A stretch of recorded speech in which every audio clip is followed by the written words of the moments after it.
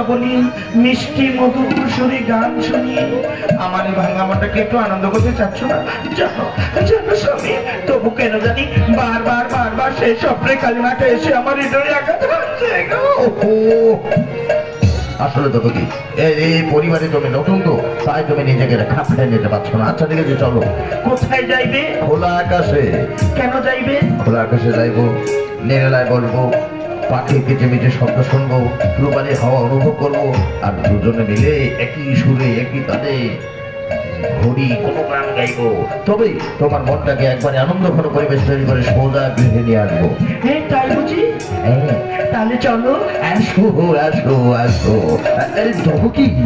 ও বাবা, কেন থামলে তুমি? চলোই না চলোই না চলোই না। দেখো, ইচ্ছে করলে না 1 মিনিটে তোমার মনটাকে পরিবর্তন করতে পারি। ও বাবা, তুমি যদি 1 মিনিটে মনটা পরিবর্তন করে দেবে, তাই তখন ধরে দাওনি কেন গো?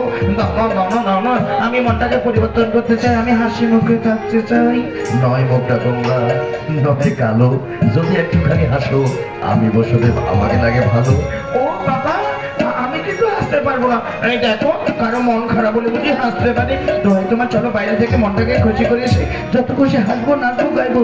দেখো দেবো কি, এই খানিকটা পড়বে না বললে যে স্বামীর পায়ের নিচে স্ত্রীর স্বর্গ, আর এক্ষুনি বুঝে গেলে সেই স্বামী হয়ে একটুখানি হাসতে বলেছি, তাতে অপমাননা।